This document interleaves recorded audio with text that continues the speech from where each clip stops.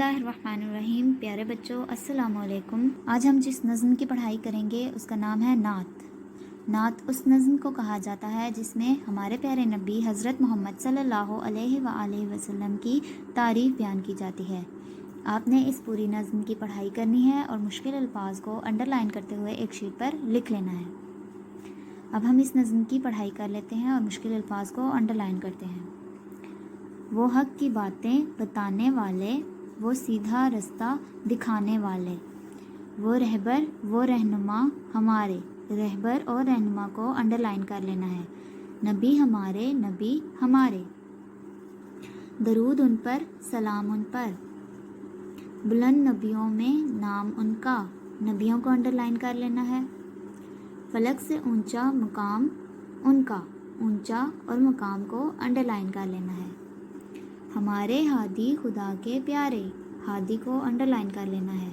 नबी हमारे, दरूद उन पर, सलाम उन पर, दरूद को अंडरलाइन कर लेना है। इस तरीके से आपने इस पूरी नज़्म की पढ़ाई करनी है और मुश्किल अल्फाज को शीट पर लिख लेना। इसके बाद आपने सवाल नंबर 1 को देखना है जिस पर है और हैं का इस्तेमाल करने का कहा गया है। आपने इन पूरी ब्लैंक्स को पढ़ना है और जिसमें ज़्यादा चीज़ों का पूछा जाए उसमें आपने हैं लिखना है और जिसमें कम चीज़ों के बारे में पूछा गया हो उसमें है का इस्तेमाल करना है। जैसे अल्लाह ताला ने बहुत सारे नबी भेजे डैश, इसमें आप लिखेंगे हैं क्योंकि इसमें ज़्यादा नबियों के बारे में ज़िक्र किया गया है।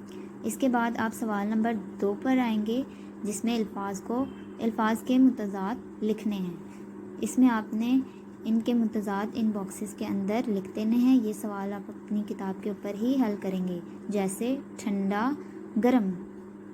इसी तरीके से आपने बाकी सारे सवाल हल करने हैं। इसके बाद सवाल नंबर 3 देखिए जिसमें आपने हरूफ को जोड़ना है। आपको यहाँ पर चंद हरूफ अलग अलग करके दिए गए हैं जिनको आपने जोड़कर लिख लेना है। ये सवाल भी आप अपनी किताब के ऊपर ही हल करेंगे।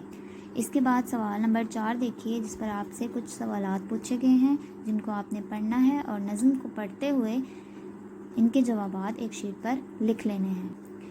इसके बाद आप सवाल नंबर 6 देखेंगे जिसमें आपने अल्फाज की सीढ़ी को मुकम्मल करना है। हर अल्फाज के आखिरी हर्फ से नया लफ्ज़ बनाकर अल्फाज की सीढ़ी को मुकम्मल करना है। ये सवाल आप अपने पेरेंट्स की हेल्प से इस किताब के ऊपर ही हल करेंगे। जैसे यहाँ पर रहबर दिया गया है, इसके आखिर में रे आता है, तो आपने अगला लफ्ज़ वो बनाना है जिसका शुरू रे से होता हो, जो रे से शुरू होता हो। इस तरीके से आपने इस पूरे सवाल को मुकम्मल कर लेना है और यहाँ तक आपका पूरा सबक मुकम्मल हो जाएगा। उम्मीद है आपको आपका काम समझ आ गया होगा।